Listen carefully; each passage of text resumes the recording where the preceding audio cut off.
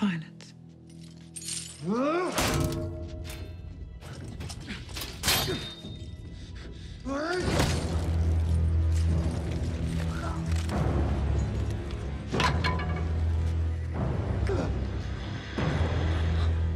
Avec le retour de la guerre et des insurrections en l'an 42 après la conquête, le royaume légué par le conquérant à ses fils semblait fracturé de toutes parts. Le jeune héritier du trône nommé Aegon Targaryen était assiégé dans la forteresse de Crack-Hall située dans les terres de l'Ouest. 3 jours après le début du siège, le fragile roi Aenys Targaryen meurt foudroyé par la maladie.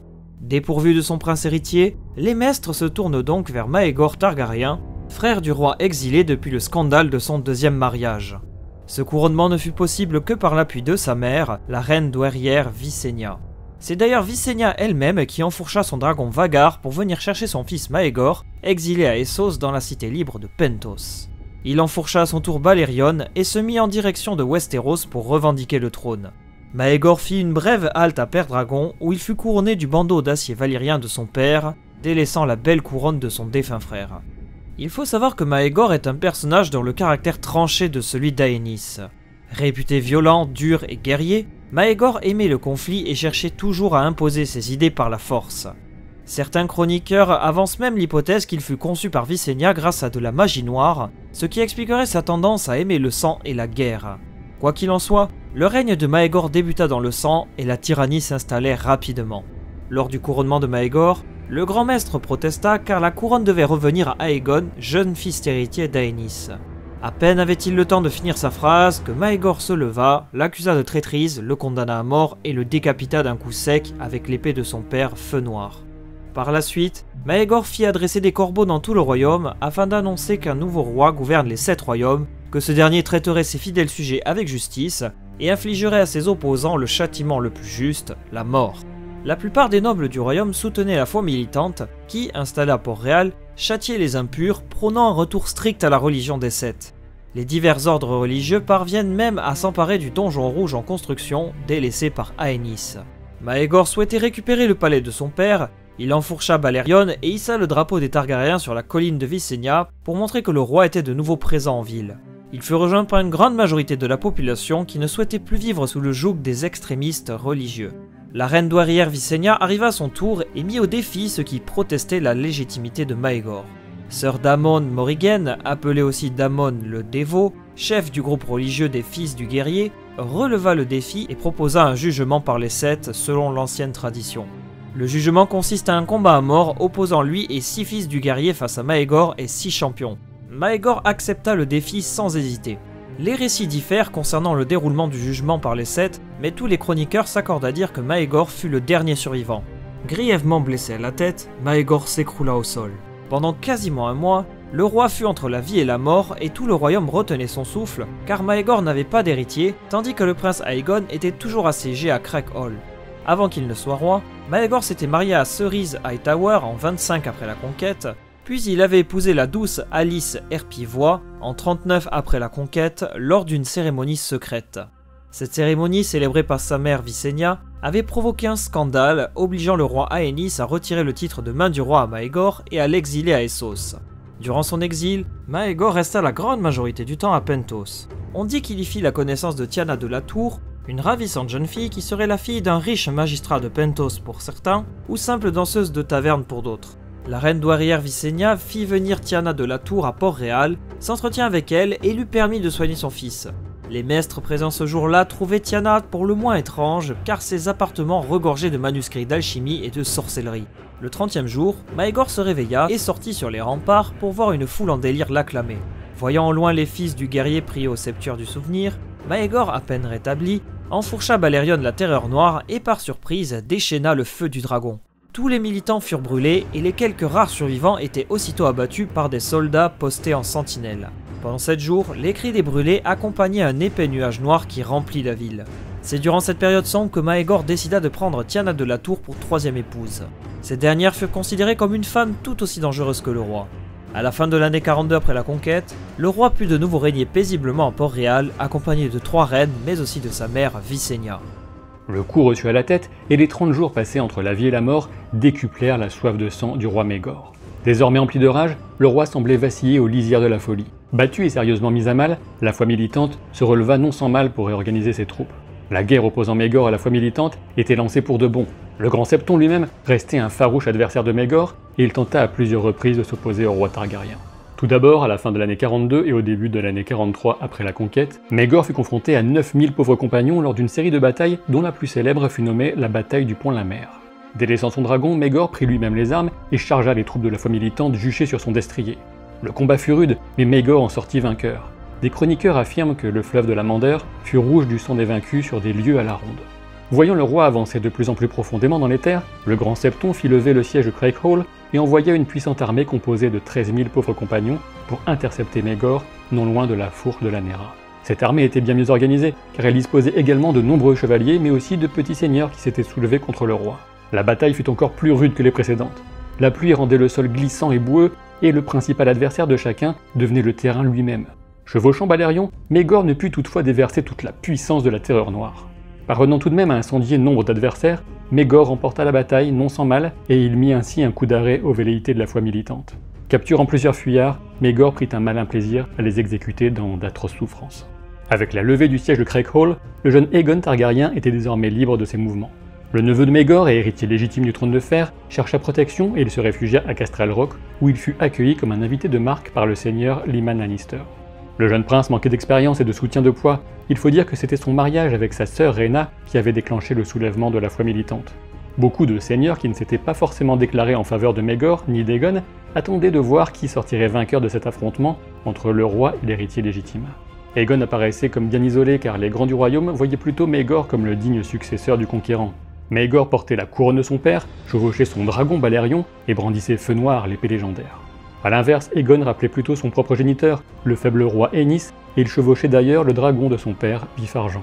À la fin de l'année 43, Aegon s'autoproclame roi des 7 couronnes et entend destituer son oncle car il estime être le seul monarque légitime. Il parvint à rassembler une armée de 15 000 hommes composée notamment de petites noblesses. Il se disait par ailleurs que de puissants seigneurs étaient prêts à se déclarer en faveur d'Aegon s'il parvenait à prouver sa valeur au combat. Il laissa derrière lui, à Castral Rock, son épouse Rhaena qui possédait son propre dragon, Songefeu, ainsi que leurs 2 filles. Il marcha en direction de Port-Réal pour revendiquer le trône de son père. Depuis Villevieille, le roi Maegor parvint à lever une troupe forte de plus de 15 000 hommes et se mit en marche à la rencontre de son neveu. Divisant ses forces en 3 bataillons, Maegor voulait forcer Aegon à faire de même, mais le jeune Targaryen préféra finalement conserver l'unité de son armée. Et c'est finalement sur les rives du lac de l'Œil-Dieu, non loin d'Harrenhal, qu'Aegon fut contraint de livrer bataille. À peine s'était-il envolé sur Vif-Argent qu'Aegon aperçut son oncle fondant sur lui avec Balerion. L'affrontement se déroula au-dessus du lac, mais en vérité le combat terrible était inégal, puisque la terreur noire dépassait Vif-Argent aussi bien en taille qu'en puissance et même en rage.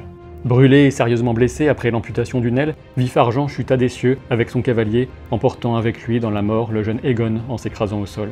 Les partisans d'Aegon furent littéralement pris de stupeur et abandonnèrent le combat. Comme à son habitude, Maegor fut à la hauteur de sa triste réputation et massacra les fuyards. Avec la mort d'Aegon, l'héritier légitime était dès à présent le jeune Viserys, son frère, retenu prisonnier à Père-Dragon avec sa mère et ses autres frères et sœurs. On semblait ainsi se diriger tout droit vers la fin des conflits de succession ayant déchiré Westeros. L'année 44 après la conquête fut une année très importante dans le règne de Maegor. Le Grand Septon, opposé au roi, meurt d'une manière assez surprenante et un nouveau Grand Septon plus conciliant lui succède. Le nouveau Grand Septon et le seigneur de Villevieille ouvrent leurs portes à Maegor en gage de bonne foi, et le roi semblait apprécier cette intention. Ce ne fut certainement pas le cas de la foi militante qui refusa de déposer les armes. Peu de temps après, la reine Alice Herpivoix, deuxième épouse du roi, tombe enceinte.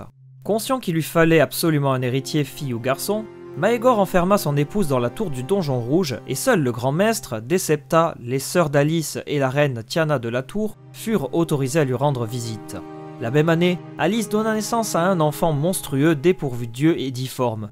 Maegor, fou de rage, fit exécuter les Septa, sage-femme et le grand maître. Tiana de la Tour, devenue maîtresse des chuchoteurs, obtient plusieurs informations comme quoi le père d'Alice, qui était aussi la main du roi de Maegor, avait fait introduire plusieurs hommes dans la chambre de sa fille pendant son absence. La main du roi savait que Maegor était frustré par cette absence d'héritier et il fit tout pour que sa fille tombe enceinte. Tiana torture 20 hommes et 18 finirent par avouer avoir été payés par la main pour coucher avec Alice. Maegor, fou de rage, décide de faire exécuter toute la famille Herpivoix. Il fait jeter le seigneur Herpivoix de la tour de la main et envoie ses gardes dans la tour de la reine. Il fait arrêter sa femme Alice, tandis que des soldats exécutent ses sœurs sous ses yeux. La reine Alice, réputée pour entretenir une relation avec Tiana, fut torturée par cette dernière pendant une quinzaine de jours. Maegor vient régulièrement assister à l'agonie de son épouse et ordonne que l'on découpe son corps en 7 parties afin d'exposer chaque partie sur le fronton des 7 portes de la ville. La folie de Maegor commençait petit à petit à s'installer. Enfin, cette même année fut également marquée par la mort de la reine douairière Visenya, et Maegor ne fut pas si affecté que cela par la perte de sa mère. Pourtant, le roi perd son appui de toujours et une aide très précieuse. Dans l'agitation qui régnait à Père-Dragon suite à ces sombres affaires, la veuve d'Aenys, la reine Alyssa Velaryon, parvient à s'enfuir avec ses enfants, mais aussi Noirceur, l'épée légendaire de Visenya. Hélas, elle ne put emporter avec elle son fils Viserys, âgé de 15 ans, qui était resté à Port-Réal auprès de son oncle pour devenir écuyer du roi. Gardé depuis toujours comme otage, Viserys paya en personne la fuite de sa famille. Il fut torturé à mort pendant 9 jours par la redoutable Tiana de la Tour. 15 jours durant, son corps se décomposait dans la cour du château, et Maegor espérait que la reine Alyssa Velaryon viendrait chercher le corps. Mais elle ne fit rien. Maegor devenait de plus en plus violent, n'hésitant pas à passer ses colères sur les gens situés à proximité à chaque fois que ses épouses n'étaient pas enceintes. L'année 45 après la conquête commença par l'achèvement du Donjon Rouge. L'immense palais commencé par son père Aegon le Conquérant était à présent terminé. Maegor avait agrandi les plans initiaux, édifiant à l'intérieur même du château la future citadelle de Maegor avec des douves. Le roi ordonna la construction d'un réseau de tunnels et de passages secrets tout le long du château. De même, Maegor fit construire dans les plus bas niveaux des chambres de torture, dont la cellule noire réservée aux plus grands traîtres. Le roi aurait également fait aménager une pièce encore plus bas, sa préférée, réservée à ses tortures les plus infâmes. Une fois mené dans cette pièce sombre, le pauvre malheureux ne revoyait jamais le soleil.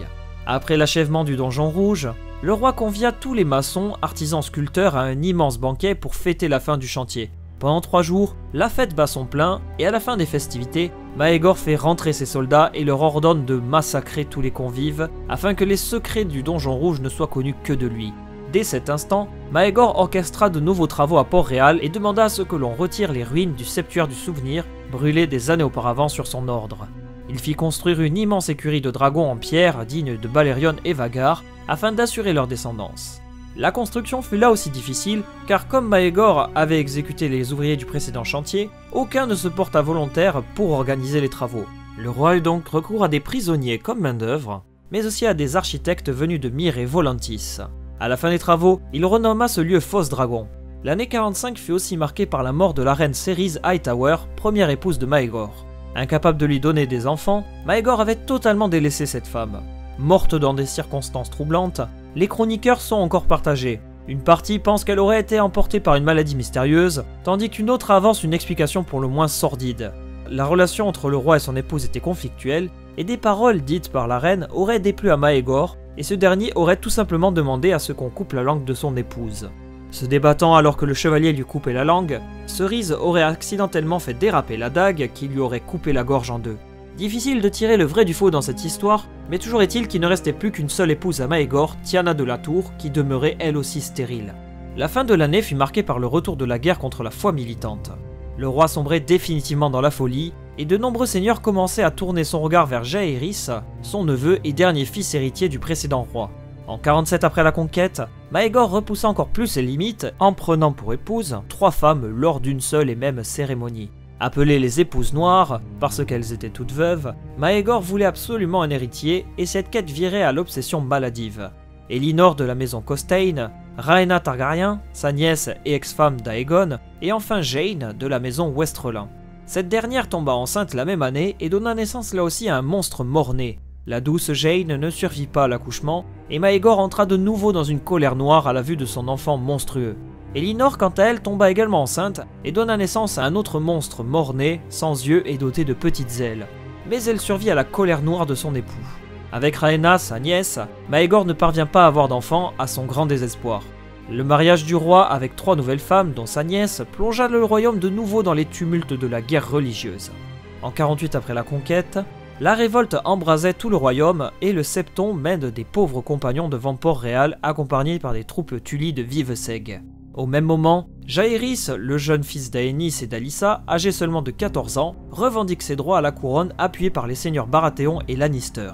le jeune Targaryen chevauche son dragon Vermithor aux côtés de sa sœur Alysanne qui chevauche son dragon Aile d'Argent. Habituellement réactif, Maegor tarde à réagir, d'autant qu'un énième scandale vient d'éclater à la capitale. Maegor apprend que son épouse Tiana aurait donné à Jeyne Westrelin une potion de fertilité juste avant son accouchement prématuré qui entraîna sa mort. Maegor l'a fait arrêter puis torturer. La reine Tiana lui avoue être responsable de la mort de tous ses enfants, car elle donnait des potions aux autres reines afin qu'elles donnent naissance à des monstres. Maegor, fou de rage, arracha en personne le cœur de Tiana avec feu noir et le donna à manger aux chiens. Le reste de la capitale eut vent des histoires entourant les épouses de Maegor, et le roi apparaissait de plus en plus isolé. Ayant appris les revendications de son frère, la reine Rhaena quitte Port-Réal en secret, volant l'épée feu noir alors que Maegor dormait. Par la suite, elle rejoint Jaehaerys et sa sœur. D'autres suivirent et s'enfuient loin de Maegor comme des gardes royaux, le grand maître, son grand amiral, mais aussi sa main du roi. Les forces de Maegor sont moindres. On dit qu'il ne dispose que de 4000 hommes face à une importante armée menée par son neveu. Un lord présent au conseil de Maegor le prie d'abdiquer et de prendre le noir de la garde de nuit, mais Maegor refuse et le décapite sur le champ. Il fait placer sa tête au-dessus du trône de fer et ordonne que l'on poursuive le conseil de guerre. À une heure bien avancée de la nuit, Maegor congédie ses bannerets et demeure seul dans la salle du trône. Le lendemain matin, la reine Elinor retrouve son époux mort empalé et entaillé sur le trône de fer. Plusieurs rumeurs circulent quant à l'explication sur la mort de Maegor. Certains avancent que sa femme Elinor l'aurait poussé sur le trône, ou que des gardes royaux l'auraient trahi, mais la plus extravagante avance que le trône de fer lui-même aurait décidé de tuer Maegor car il était indigne d'y siéger. L'explication la plus plausible avance que Maegor s'est tout simplement suicidé par peur de la défaite. Jaehaerys et ses sœurs arrivent 9 jours après la mort mystérieuse de Maegor et n'ont pas besoin de livrer bataille. Port-Réal est conquise sans mal et le règne du tyrannique Maegor s'achève. Son image restera longtemps dans les mémoires comme l'un des pires rois de la dynastie et sans doute le plus sanguinaire. Appelé dès à présent Maegor le Cruel, Westeros souhaitait tourner la page sur 11 années d'incertitude et de conflits. Le règne du jeune Jaehaerys s'ouvrait de la meilleure des manières, débutant la période que l'on appellera par la suite l'âge d'or Targaryen. Mais ça, vous vous en doutez, c'est une toute autre histoire. Merci beaucoup d'avoir suivi cette vidéo, et merci beaucoup à Sylvain pour avoir prêté sa voix pour vous raconter une partie de l'histoire du règne de Maegor. N'hésitez pas à aller faire un tour sur sa chaîne, vous y trouverez des analyses, théories, reviews, actus en tout genre sur les films du moment, mais aussi sur l'univers des séries dont la fameuse Game of Thrones. Le lien vers sa chaîne est dans la description, merci encore à vous d'avoir suivi cette vidéo, et à très vite pour de nouvelles vidéos, bye tout le monde.